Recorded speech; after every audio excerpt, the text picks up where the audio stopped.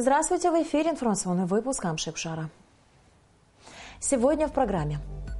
Президент утвердил свой список состава Общественной палаты Абхазии. Большинство за Единую Россию. Абхазия проголосовала в выборах в Государственную Думу. Торговлю ботанического сада продавцы сувениров не выполняют условий договора с администрацией столицы. Сегодня президент Рауль Хаджимба утвердил кандидатуру 13 граждан Абхазии, имеющих особые заслуги перед государством и обществом, которым было предложено войти в новый состав Общественной палаты от президента.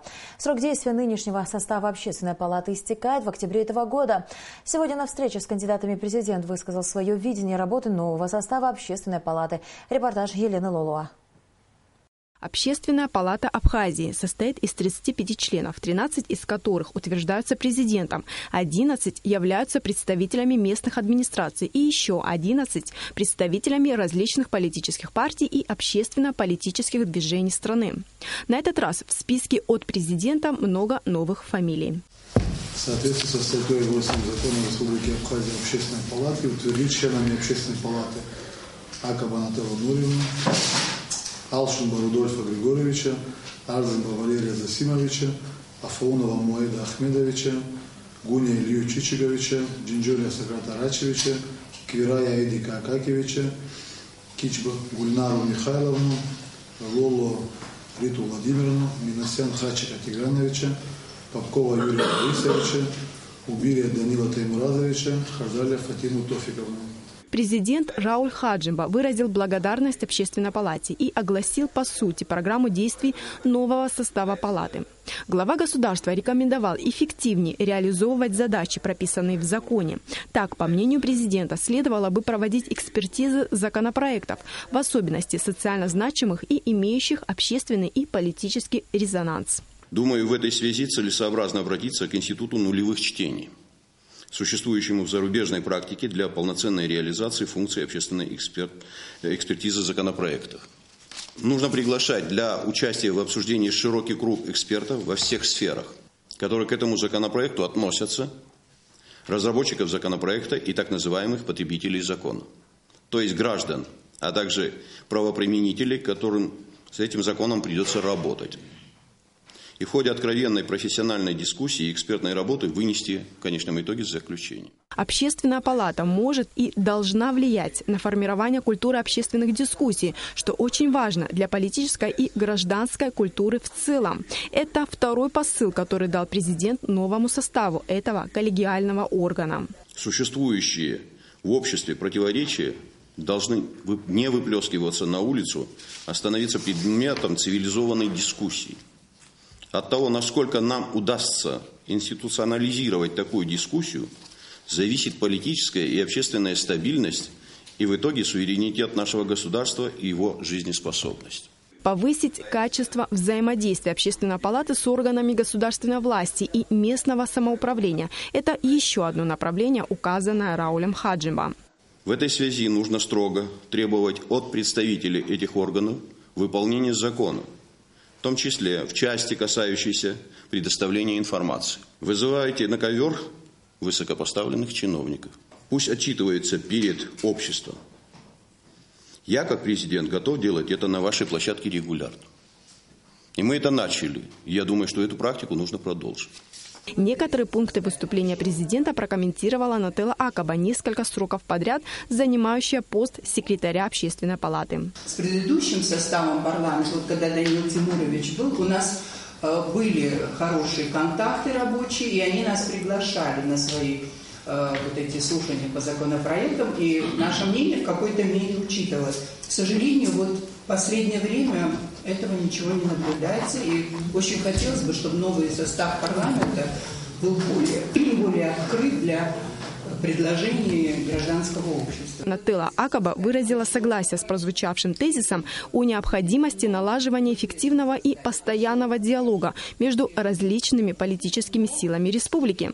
Нужны новые идеи в этом направлении, убеждена она. Абсолютно вы правы, что необходим диалог между различными политическими силами. И, может быть, мы вот вместе найдем какую-то форму все-таки, потому что, к сожалению, вот это ваше предложение насчет политико-консультативного совета вот что-то вот не сработало. Может быть, что-то новое надо придумать, какую-то более такую креативную идею. Над этим нужно работать. Важно то, что президент берет на себя обязательство помогать Общественной палате реализовывать предусмотренные законом обязательства, отметил член Общественной палаты Сократ Джинджоля, потому как довольно часто рекомендации палаты игнорируются институтами власти. Вот такое тихое игнорирование, как бы вот выслушивают, участвуют в обсуждении, и все это уходит в песок.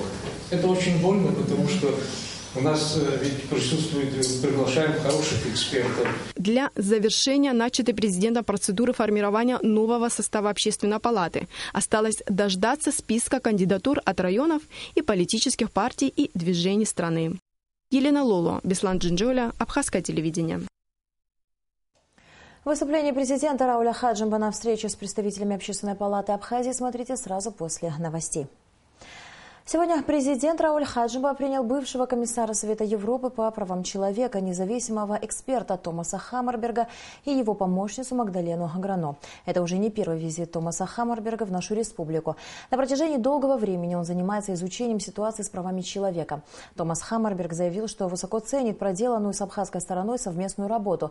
Итогом его пребывания в нашей стране станет доклад о ситуации в Абхазии в области прав человека. Президент Абхазии Рауль Хаджимба отметил, что государство делает все возможное, чтобы улучшить жизнь людей. Президент выразил надежду, что доклад по правам человека, подготовленный Томасом Хаммербергом, будет объективным.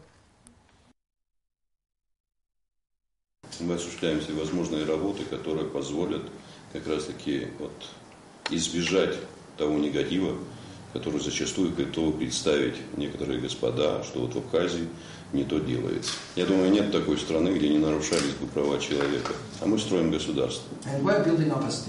Есть ошибки, есть достижения, и не сомневаюсь в том, что в конечном итоге многие вопросы будут решены. Я надеюсь на то, что в любом случае вы получите возможности доступа ко всем необходимым информациям, к источникам этих информаций, и картина, которая будет вами представлена, будет объективной об Абхазии. Бывшего комиссара Совета Европы по правам человека, независимого эксперта Томаса Хаммерберга принял сегодня и премьер-министр Беслан Барцец. Томас Хаммерберг проинформировал главу правительства Абхазии о том, что готовит доклад о ситуации в республике в области прав человека. Он пояснил, что основная цель его пребывания в Абхазии – понять и объективно описать ситуацию, а также составить рекомендации по решению существующих проблем. В свою очередь Беслан Барцец отметил, что правительство Абхазии всегда открыто к диалогу. Премьер с сожалением подчеркнул, что порой оценка происходящих в нашей стране событий не отличается объективностью со стороны Евросоюза. Беслан Барцец также напомнил о проблеме выезда граждан Абхазии за рубеж. Он выразил надежду, что со своей стороны Томас Хаммерберг, как активист движения за права человека, сможет повлиять на решение этих проблем. Я подтверждаю то, что и новое правительство будет также открыто для диалогов, для встречи с вами, для того, чтобы обсуждать те вопросы, которые стоят у нас. Мы открыты к диалогу, но те же вопросы, которые стояли ранее, скажем так, те недовольства, порой необъективная оценка происходящих событий, они, к сожалению, остаются. Мы неоднократно подчеркивали на наших встречах с вами, и мои предшественники, руководство страны в целом, что, к сожалению, порой политика не отличается объективностью по отношению к событиям, которые происходят в Абхазии. Мы рассматриваем это как уникальную возможность, чтобы первый раз такая предпринимается попытка создать такого рода доклад. Give a correct picture of the situation and an understanding of the situation to the outside as well, but also recommendations to decision makers here. Целью данной работы является понять, а потом, так сказать, на основании этого понимания выработать определенные рекомендации и, так сказать, чтобы из этого доклада люди со стороны могли понять, какая здесь ситуация, что здесь складывается.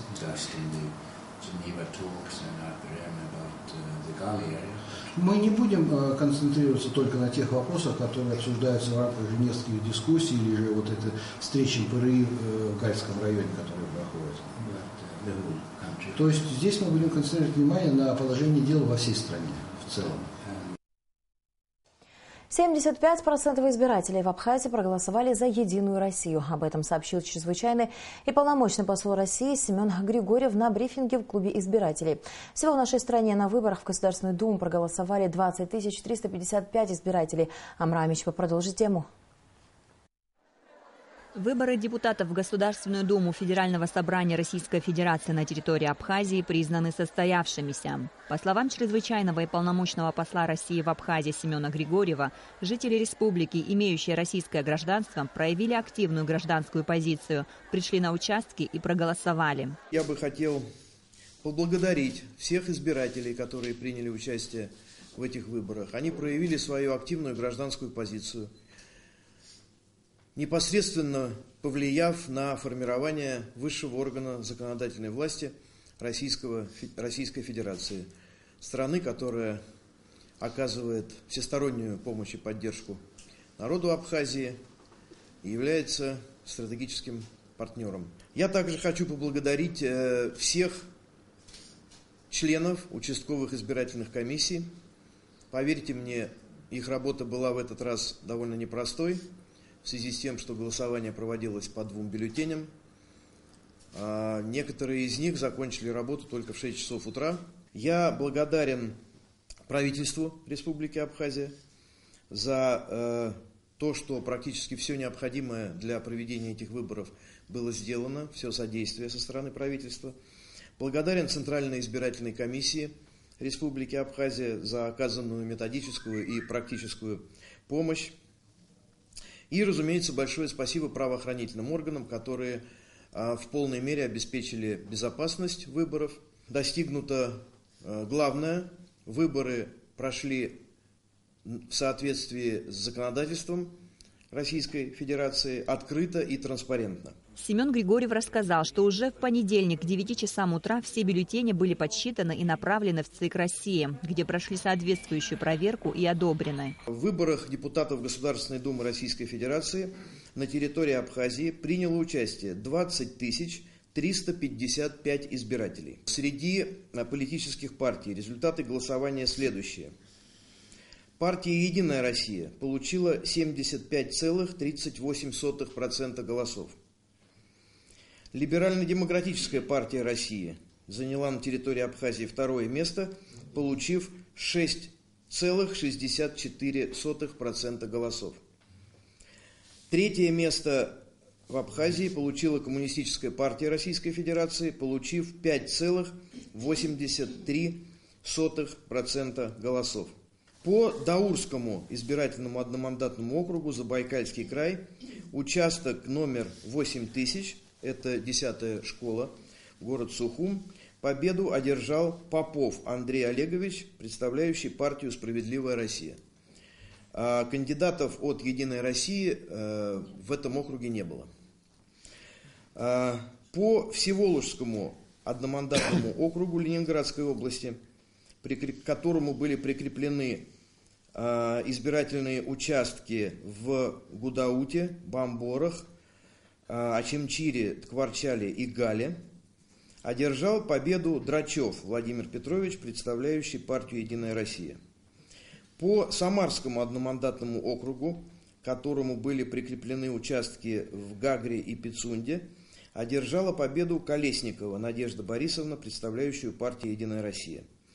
По Павловскому избирательному одномандатному округу Воронежской области, к которому был прикреплен участок в Новом районе, победу одержал Марков Андрей Павлович, представляющий партию «Единая Россия». В целом, так же, как и на всей территории России, убедительную победу как по партийному списку, так и среди одномандатников одержали представители «Единой России». Надо отметить, что кандидаты в депутаты, одержавшие победу в Абхазии, не обязательно попадут в Госдуму, так как голоса наших избирателей будут учтены при общем подсчете голосов по участкам округов, к которым прикреплены 9 избирательных участков республики. Вице-премьер Беслан Эшба отметил, что руководство Абхазии оказало максимальное содействие при проведении выборов депутатов Государственной Думы. Мы действительно попытались оказать максимальное содействие.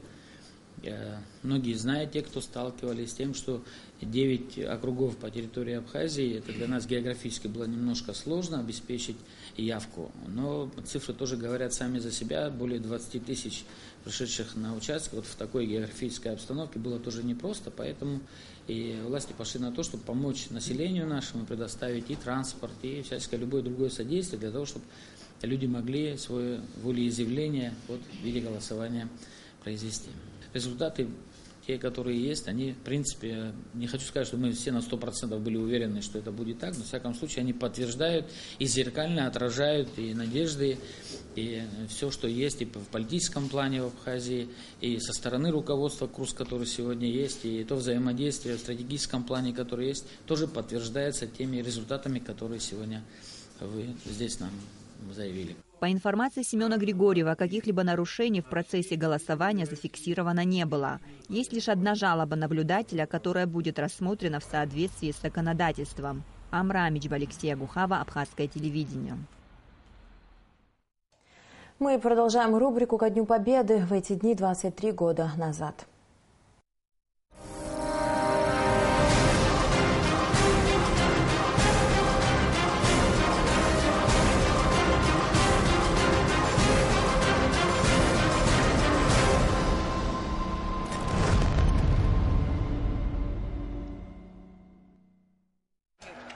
19 сентября противник в селе Ачадара выбит из здания, в котором перед войной располагался отдельный полк внутренних войск Абхазии.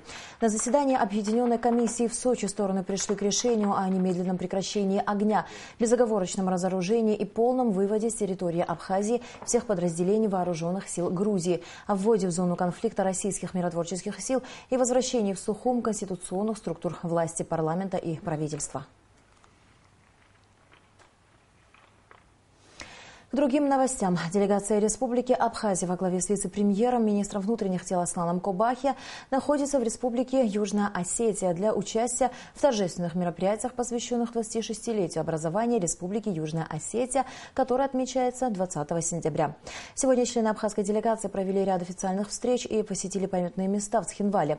В частности, часовню во дворе средней школы номер 5, где похоронены защитники Отечества. Сегодня, 19 сентября, в Южной Осетии отмечают День государственного флага. Члены абхазской делегации приняли участие в торжественной церемонии поднятия флага. Затем посетили Государственный музей республики и посольство Абхазии в Южной Осетии. Во второй половине дня членов абхазской делегации принял президент Республики Южная Осетия Леонид Тибилов. К нам приезжают абхазские братья из Адской, да, конечно, Абхазии, Авсны, то мы всегда себя чувствуем очень хорошо. И наш праздник становится более веселым, более привлекательным. Честно скажу, я первый раз в Цхинвале, мои друзья боевые, они неоднократно бывали здесь. Просто восторга нет наших ребят, которые буквально несколько лет тому назад были. То, что они тогда видели, то, что увидят сегодня. И это современный, цивилизованный город, который действительно приобретает статус столицы независимого государства. Мы видим, какие работы проводятся в городе. Вот. И мы очень рады, честно говоря, что Цхинвал становится красивым, уютным городом. Официальная хроника. Президент Рауль Хаджимба подписал указ о награждении заместителя директора Пицундамюстерского государственного заповедника, заслуженного лесовода Республики Абхазия Бориса Джергения орденом Ахтапша III степени за многолетнюю и плодотворную работу в лесной отрасли Абхазии, сообщается на официальном сайте главы государства. Сегодня же президент подписал указ о присвоении почетного звания заслуженный лесовод Республики Абхазия за многолетнюю плодотворную работу в области лесного хозяйства. Почетное звание заслуженный лесовод Республики Абхазия присвоено директору Очамчирского лесхоза Тамелу Сангуля, главному лесничему Псхогу-Местинского госзаповедника Василию Шишину и лесничему Килосурского лесничества Сухумского лесхоза Вагану Афлияну. Ежегодно в администрацию Сухума обращаются граждане за разрешительными документами на выносную торговлю, иначе говоря, реализацию различной туристической продукции у ботанического сада города. Разрешение на торговлю выдается всем желающим, но после выдачи документа появляются проблемы. Какие именно, расскажет Рената Шакая. Невыполнение условий договора предпринимателей с администрацией столицы – именно это является главной причиной постоянных рейдовых и разъяснительных мероприятий в местах выносной торговли в Сухуме. Недобросовестные предприниматели, помимо выделенной им территории, используют часть тротуара, затрудняя движение пешеходов. Помимо этого, они размещают товар на газонах, чем доставляют неудобства жителям и гостям столицы. Проблема эта наболевшая. Постоянно жители столицы обращаются в администрацию города с просьбой решить вопрос. Проблема существует давно, и ежегодно массовые рейдовые мероприятия не приносят должных результатов. Почему? Потому что когда мы приходим, предупреждаем, люди идут на согласие, на наши условия, но как только мы уходим, все обратно выставляется на тротуар, и это создает, конечно же, дискомфорт для тех людей, гостей нашей республики, которые приезжают и не могут пройти. Создается впечатление, что гуляют не по тротуару, а в каком-то рынке находятся. Как утверждают предприниматели, территория, выделяемая им под выносную торговлю, недостаточна для сезонной торговли. Товар есть, места нет, говорят они. Кроме того, есть и такие торговые точки, которые забронированы еще в начале сезона, но так и не используются. Это по типу занято. Помимо нехватки территории, жалуются продавцы. Для выносной торговли не созданы элементарные условия вокруг ботанического сада. Нет мусорных урн. А по тротуарной плитке невозможно пройти, не споткнувшись. Что нам делать? Нам копейку надо заработать? Надо, моя золотая. Мы тоже жить хотим, мы все жить хотим. Мы налоги оплачиваем, мы все делаем. Вот эти плиты пускай сделают. Вот это тоже запишите. Плиты пускай сделают. Падают люди здесь.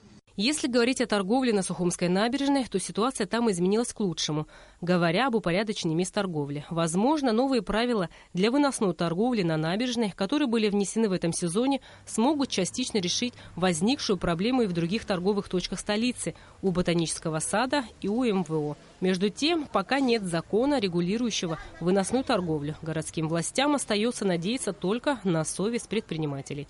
Рената Шакая, Михаил Братухин, Абхазское телевидение.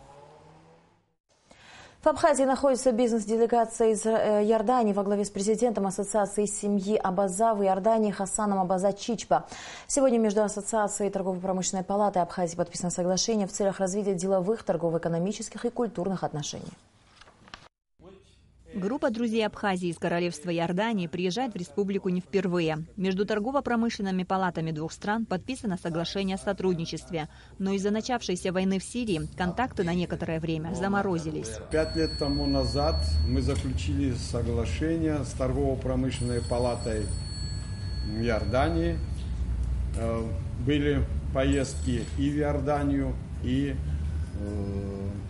из Иордании в Абхазию. Иордания для нас близка тем, что даже в строительстве самого государства участвовали все черкесы, живущие там. Это и абхазы, и адыги, и кабарды. То есть все, которые имеют к черкесскому племени большое отношение. Мы даже пробовали пропагандировать в течение последних 2 месяцев, когда ситуация улучшалась, решили, что попробовать даже организовать туристические вояжи в Иорданию и наоборот. Процесс пошел. В бизнес-делегацию входят представители банковской сферы Иордании, предприятий по производству мебели, рекламного агентства. Возглавляет делегацию президент Ассоциации семьи Абаза Хасан Хусейн Абаза Чичба, который во 2-й раз уже приезжает на свою историческую родину. Он рассказал, что предки 140 лет назад покинули Абхазию, и приехать сюда было его давней мечтой. Хасан Чичба отметил, что подписываемое соглашение между Ассоциацией семьи Абаза в Иордании и ТПП Абхазии направлено на расширение торговых и культурных связей. При этом он уточнил, что не представляет правительство своей страны, а находится в Абхазии как частное лицо. Бизнесмен Ибрагим Мирза подчеркнул, что благодаря торгово-промышленной палате Абхазии многие деловые люди Иордании поверили в республику и намерены инвестировать в нашу страну. Еще один член иорданской делегации Халед Хамад занимается производством и продажей мебели. Так как на встречу были приглашены и абхазские предприниматели, владельцы мебельных магазинов, он высказал пожелание установить бизнес-связи, выразил готовность сотрудничать с ними и пригласил в Иорданию. Затем состоялась церемония подписания соглашения между Ассоциацией семьи Абаза в Иордании и Торгово-промышленной палатой Абхазии.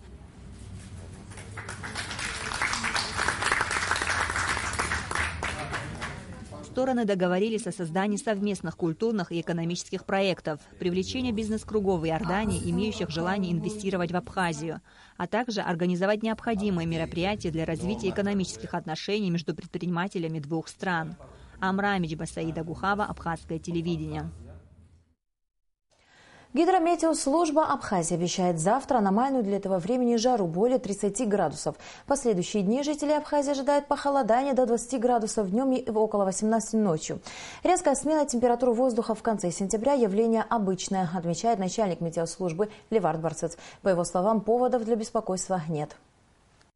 Мы не видим сверх таких опасных природных явлений, но при этом мы считаем, нужно сообщить, что вот завтра мы ожидаем относительно жаркую погоду, вот плюс 30, более 30, там прогнозируем 31 градусов.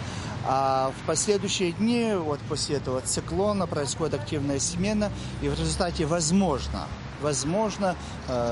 перепад давления, усиление ветра, и температура вот от 30 градусов, мы думаем, что опустится вот даже дневные до 20 градусов. Это обычно вообще для осеннего периода времени. Просто почему мы это говорим?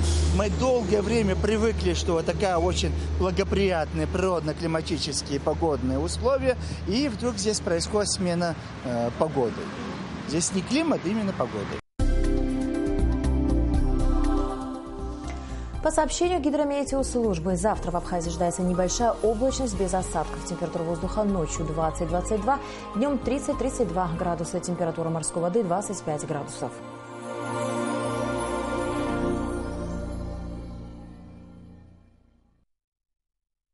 На этом наш выпуск завершен. До скорых встреч в эфире.